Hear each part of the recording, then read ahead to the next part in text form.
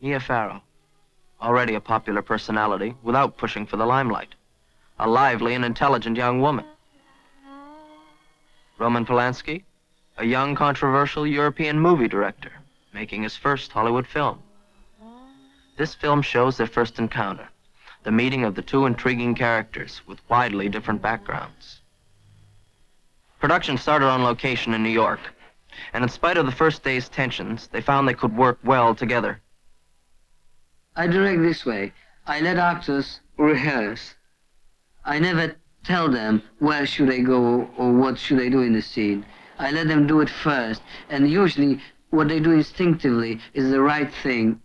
I do my homework. I think about it. I know the direction and what's to happen and how. And I do it. And it very often surprises me, you know, what comes out. Roman is a craftsman, the best, and I trusted him all the way. And he was never wrong. And we never disagreed on anything. I don't think there was an issue between us. Well, I think she's a wonderful actor. Sometimes she's astonishing. She's so good. And she's right. I remember that during the first rehearsals, I was really surprised how instinctively she picks up the right key when she says something, how right it sounds in her mouth. She's just right. People are very often afraid of too obvious casting. I like obvious casting. We have 4 main characters in Rosemary's Baby. The leading part is Mia Farrow, then John Cassavetes playing her husband, and there's another old couple. They live behind the wall on the same floor. We knew what type of girl we need for Rosemary, and it's a leading part. I just thought Mia fit the part. Not in the beginning, though. I saw a more healthier, more stronger, maybe a little bit more sexy girl in the beginning. But there was a Bob Evans suggestion to use the Mia, and I got along with it. Then was John Cassavetes to play the husband. Well, the quality number 1 is that the actor fits the part. I needed somebody who looks like an actor, who looks like a New York actor, can be a bit actor studio, and I thought that John Cassavetes would fit this part perfectly. Oh, and working with Ruth Gordon and Sidney Blackman, oh, they're super. They're the best, too. It's a best company. Ruth is, what can I say? Ruth is great. Ruth is a genius, and I adore her. I've known her before I worked with her, you know, and I was longing to work with her someday. Great actress. And Sidney I just met on this film. I adore him. What talented people. I said immediately, this is the person. And I knew him from the pictures that I saw previously. I knew Ruth Gordon from the films that we see, that she made before. Not many, not very good films, but she was always wonderful. And I knew that those two will make a perfect couple. A kiss for the dog, Saperstein. A kiss for the cat, Malcolm.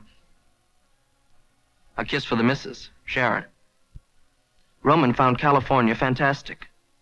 Of Los Angeles, he says, everything is easy here. You want to learn karate, you can learn karate. You want to play chess, you can play chess. You want to drive racing cars, you can drive racing cars. You can, everything is accessible in this town. I mean, I do have fun. I do enjoy myself. It's a need in my life, I suppose. I never analyze it. It just sort of happens. It's all a great giggle, isn't it? You can't take anything too seriously. I'm not a flighty person, I don't think. I do take many things very seriously, but I don't think I inflict it on other people. There's so many things just, oh, wow, the sun rises and it's free, you know, from there on in. There's so many things, beautiful things that make one happy. I think that Mia's childlike attitude comes out from the feeling that it charms a lot of people. And I don't think that this is what she really likes to be. I don't think that she picked up this attitude because she feels well this way. She just feels that people like it. But I think that we're speaking about things which is disappearing in her. Because as I said, since she came back from India, she seems being further and further from this attitude. I made that chart to put people on. If they were nice to me, they'd get a star, and if they were mean to me, they'd get a black dot. No, then Roman made my chart and graded me. It turned into a whole thing. I tore up my chart, not because of Roman's chart, no. I got angry at something, I forget what it was now. Something, I was in a fit and I tore up the whole chart. I think it's sad when when they're grown-ups too long and they forget the joy of being a child. I keep thinking there'll be one sort of day when thunder will strike and I'll be a grown woman or something and I'll be all changed, but it hasn't happened. I still like and do the same things I've always done. When I'm doing things, I have fun and I never think about it. I'm just having fun and it's joy. And I do things I enjoy, and the joy just comes out. And if it's childlike, well, that's just a name someone put on it for joy, I suppose. I have a great need to be alone. I mean, there's that, too, and I like peace. And even since the film, I mean, one goes through so many changes. My thing right now is I don't like socializing. From time to time, celebrities visit the set. Joan Crawford, Van Johnson, Michael Caine, Tony Curtis, and Lauren Bacall with producer Bill Castle. And from London, old friend Jean Shrimpton. Especially welcome, Ilya Kazan, who came to see how the kids are doing. We were discussing with Kazan the technical and optical problems of using handheld camera and the harness that I designed for my films, the harness that we were using in Rosemary's Baby and that I used previously in other films. The details are very important for me. I think that they are most important than anything else. And in final analysis, I find that everything is the detail. I mean, whatever you do on the stage is working with the detail. And I think that if you don't attach this extreme importance to every detail, you are just lazy. I never designed the movement of the camera first and then try to fit the actors or the situation into this movement. I do the opposite. I start with actors, I let them go through the scene, and then I try to follow what they do with the camera. I think that doing the reverse is like having a ready suit and try to find a man that fitted. He's my friend. I love Roman. But our basic thing, we groove together. What can I say about her? I think she's extremely disciplined, young actress, very sensitive, not tricky. She has none of this method business. She just does things straight. She believes in what she does. She can concentrate. And I think that two most important things in an actor are concentration and relaxation. It maybe sounds funny, but from my experience, and I used to be an actor, this is what's the most important, to can relax completely, but in the same time to be concentrated. I know my job, what I'm going to do, and it doesn't start till Roman says action for me. I mean, it's in my head. There's a part of, I suppose, my whole being tucked away for that scene, but it's quite preserved. You know, the whole thread of Rosemary's Baby, the whole film, I had something special tucked away. But in between, there's no point in sitting there brooding about it. In fact, it probably would destroy it. So yeah, I do have fun. Makes it all the better. In the end of the picture, we have quite dramatic scene, Mia comes into the room. She's surrounded by people who are more or less her enemies. As we are with Mia, I mean, we are with Rosemary. Audience. It's shown from her point of view. The whole film is shown from her point of view, like the book. It's written almost in the first person. There is no scene in the film which could not be seen by Rosemary. It's very subjective. Well, Mia, it was very easy for her because she was in the part. When an actor does things right, he does it right from the beginning to the end, and everything is easy for him, and it's easy to work with him. When the actor cannot fit the part and fights it, then he starts being difficult. He starts blaming it on other people, on trousers, on makeup, on the director, on the light, and it's just a disaster. We didn't have this problem with Mia because everything went easy for her. She just went through it, and she did what was right, you see, and that's easy. She picks up direction. I'm adaptable to style, to a director's style and approach. It's not necessarily mine. I just do my thing. When the actor doesn't fit the part, you have to break him and to make him accept these things, which is pitiful and painful operation. There's no convincing Ron. We talk about things sometimes, little details about the way I would be doing something. It was usually just details like business, little unimportant things. There was never any great thing we argued about. Whatever comes out is just, I think, understanding and feeling what's happening. It's not even necessarily feeling, it's just understanding, and these things come out. That's something best not talked about too much. I don't understand it totally myself. It's a combination of skill and emotion and what one has felt and what one hopes to feel and what one... It's something so inside that I can't put it into words. The last bit of the film, there was a lot of emotion, spent. I didn't know myself how it would come out completely because so much of it was wordless, depending on action, and I don't know where it comes from. And it just came out. Beyond that, I can't say. Roman would tell me what he wanted from me.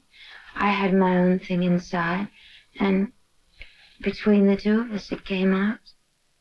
I don't like to talk about acting. It's, there are books written on the subject. I don't know where it comes from, some place very private within me. And I don't like to analyze it. What have you done to it? What have you done to its eyes? Mia and Roman, they met to make a movie. From the fusing of these two instinctive talents came the discovery of a superb actress and a mutual philosophy of love and understanding. After all, Rosemary's baby became all of our baby. It's Roman's baby. It was my baby. It was everyone on the crew, on the set, William Castle's baby. I think those months we worked on that film, it was all of our baby. Bill Castle bought the novel, and he wanted to direct it. And I read it, and I said, I'll buy it today, but you can't direct it. If I can't direct it, I'm not going to do it. I said, okay, you have a 3-year exclusive contract here. You'll hold it and never get the picture made. Bill Castle was a wonderful man. His problem was he made the cheapest horror movies you could make, and he was a great flacker. I mean, the publicity things that he did, the way he got people interested with vibrating seats and feelies, and, it was all this cheap stuff that he did, but he was great. He was charming, funny, and he made a lot of money doing it. He produced the picture, and then we went out to look for a director, but I always wanted to do something with Roman. I saw Cul-de-sac, and he had just come in. He had done The Vampire Killers, which was not a successful film, but there were things in it that were extraordinary. And Roman thought he wasn't interested in doing it. He was looking to do a ski picture. Bob Evans knew that I was a ski fanatic, and I would be attracted by a ski project. And he also said, and I have these galleys here. It was a bunch of yellow book galleys. He says, I want you to read this also. The skiing picture we were going to do at one point was Downhill Racer. He wanted to do a ski picture, so I have this, but I have this too. Can you read the galleys first? I say, well, I wanted, I thought you wanted me to do the ski film. And he says, yes, but this is something very important, and you may like it. I said, okay. I say, fine, I'll go. And I went to the hotel and started reading the thing. It felt like soap opera, the first few pages. And I thought, is it not a mistake? I continued. And by 4 o'clock in the morning, I was still reading with my eyes burning. And in the morning, I came to the studio. I said, yes, that's a good thing. And he said, well, let's do it. And that's how Rosemary's Baby began. You know what he said? I thought it was a soap opera. That was the best clue he had. And we used it. Rosemary Baby opens like a Doris Day movie. That's the whole point. Oh, God. Yeah. Fireplace works, of course. Oh. Oh, it's a wonderful apartment. I love it. See what she's trying to do? She's trying to get you lower the rents. Yes. Well, we'd raise it if we were allowed. One of my first requests when I was asked to come to Hollywood to do this film, before any cast, before anything, was Dick Silbert. We talked about someday doing a movie together. That's how I got to do Rosemary's Baby. Dick Silbert's a brilliant, brilliant production designer. I told Bob Evans, can we use Dick Silbert? And I gave him the galleys of the book to read immediately before I even adapted the book. And Dick agreed. And he told me, there is a building you must see, it's the Dakota. And so when we went to New York, there was the first place he showed me. He also showed other buildings. Roman didn't know New York. I spent 35 years in New York. There's not a place in that book that I didn't know what it should be like. Well, the Dakota even had more of a history to it than it has today. It was more eerie then. I don't recall whether Ira Levin had the Dakota in mind when he was writing the novel, but as far as we were concerned, that was our immediate decision. I think it's one of the main characters in the picture. Are you aware that the Bramford had rather an unpleasant reputation around the turn of the century? It's where the Trench sisters conducted their little dietary experiments. Adrian Mercado lived there, too. The Trench sisters were two proper Victorian ladies. They cooked and ate several young children, including a niece. Oh, lovely. Adrian Mercado practiced witchcraft. Rosemary's Baby was the first time that I used the material from another source, as they say in the Academy jargon. I spent 30 days at the beach house with Roman working on that script after his first draft. First he did his draft. His work on the script with Gerard Brock was extraordinary. He's a very good writer. My God. It's Vidal Sassoon. It's very in. What's wrong with you? Do I look that bad? Terrible. You're not on one of those Zen diets, are you? No. Then what is it? Have you seen a doctor? Hatch, I might as well tell you. I'm pregnant. I imagined Rosemary differently at the beginning. I imagined her more like she's in the book, healthy, milk-fed, all-American girl. Mia had this very delicate quality, and that's not how I thought of Rosemary when I was adapting the book. He wanted Tuesday Well, and I wanted Mia Farrow. She was then popular in the television show. Mia Farrow at that time was on Peyton Place. Bob thought that she would be a good Rosemary. It was important for him to have some kind of a name, and Mia meant something to the American audience through the television. She was absolutely unknown in the rest of the world, particularly in Europe. Nobody knew who Mia Farrow was. But meeting Mia, I quickly realized that she would be very good for that part. I just saw Mia as that quality, that eerie quality about her. I didn't know her. I just had seen her, you know, and I think she was marvelous in it. Mia had something that, as we know in hindsight, was special.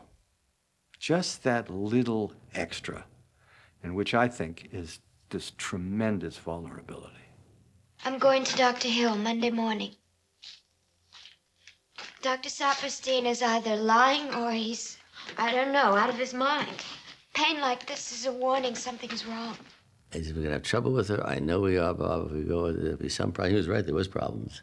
But not with her. It was her marriage with Frank, etc. But Frank Sinatra, you got married to and you were the wife. She wanted to leave, to be with Frank. She was madly in love with Frank. And I took her in and showed her an hour of cut footage. I said, you're going to win the Academy Award on this. This is better than Audrey Hepburn in Wait Until Dark. This is extraordinary. Suddenly, she didn't want to get on a plane to leave. Rosemary, you got the best doctor in New York. You know who Dr. Hill is? He's a Charlie Nobody. That's who he is. Cassavetes was my idea. I was looking originally also for more of an old American boy. Our original choice was Robert Redford. Redford would have been perfect. I mean, what you wanted was a matinee idol. I remember that even Jack Nicholson was somehow considered. I didn't know him yet in those times. I think we just briefly met. So I knew John, and I thought he was a terrific actor. John did a wonderful job. I had done a picture with John just before, a few years before, called Edge of the City, Marty Ritt's first picture. So we knew each other very well. There is nothing more subjective that causes more arguments, healthy ones, than casting. Because they say beauty is in the eyes of the beholder, so is casting. Hello, how are you? Hi, may I come in a minute? Yes, of course, please do. I just come over to thank you for saying those nice things to us the other night. Oh, no, please. Poor you don't have to. Terry, we thought maybe we failed her some way. Though her note made it crystal clear we had, and she'll never know how helpful it was in such a shock moment. So I do thank you. Roman does, too. Roman's my hubby. I just know that Ruth, whatever she does, if you saw Harold and Maude, how do you tell a story about an 18-year-old boy falling in love with an 80-year-old woman and get away with it? You can with Ruth Gordon. I knew Ruth because Garson Kanin, her husband, was a friend of mine, and I had done a pilot film for him in New York. Casting of Ruth Gordon in the picture was a part of the whole enterprise. I thought of all those secondary roles in the book in a certain way, and I thought that I would like to use old Hollywood actors for this part in order to explain what I really wanted to the casting director of the studio at that time. I drew all the characters, and I said that the physical aspect of each of those characters was more important to me than some kind of acting abilities. His vision of these characters was what started that, what he wanted. And you'd have to be Roman to have made that choice. He's very good with actors because he's an actor himself. He's a good actor. Better director, but he's a good actor. All the directors that I've really liked, I like them all, but I'm ones that I've spent most of my time with were actors. Lara Louise is this guy's wife, Rosemary. Hello, Rosemary, and welcome to the Bram. Lara Louise just met Guy. She wanted to meet you, too. Could we come in? Of course, please do. There you are. Go ahead. Patsy Kelly was also one of those actors who fit the description, or rather the drawings that I did for them. She was terrific, actually. She was fun to work with, too. It's interesting to put an actor in a part that you don't expect him to do. But it's more fun to use Patsy Kelly in a part like that than to have her play a comic book. You've seen it before. I was maybe 34, which seems young today, but at that time I felt like a total adult, and I was furthermore completely uninhibited and had no problems in directing old Hollywood veterans. I just felt very at ease with them, and it was a tremendously pleasurable experience to work with this bunch. They were terrific. Maybe all this is coincidence, but one thing is for sure. They have a coven and they want my baby. Certainly seems that way. I was afraid you wouldn't believe me. I don't believe in witchcraft, but there are plenty of maniacs and crazy people in this city. Chuck Grodin was tested for The Graduate. with Dustin.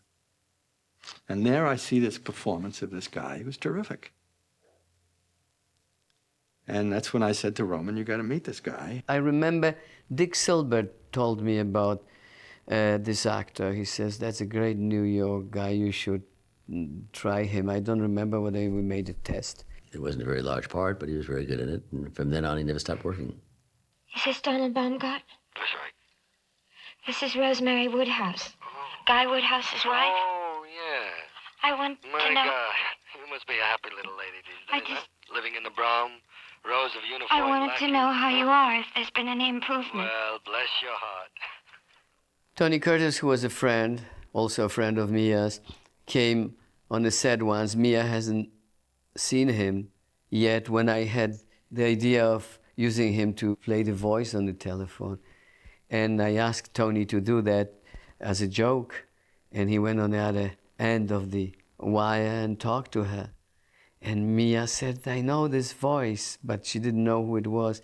I said, I think now that beside the joke, it was also a good thing for her acting because it did something to her. The fact that the voice was familiar and yet she could not guess who was on the other end of the wire.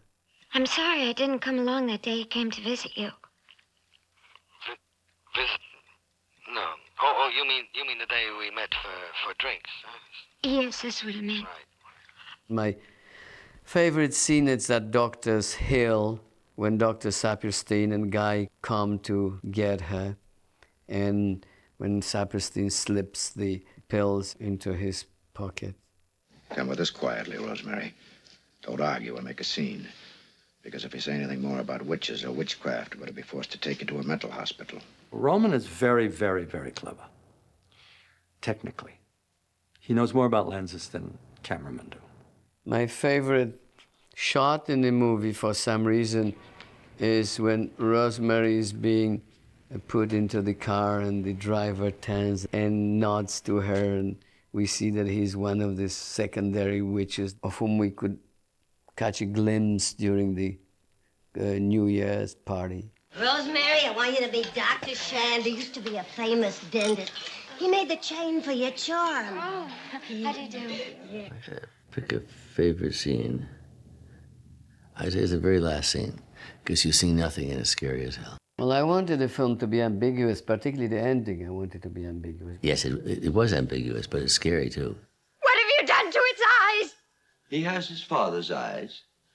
What are you talking about? Guys' eyes are normal. But what really mattered to me is that the audience should not be sure whether she is crazy and imagining all those things that are happening to her as a plot, or that the plot really exists.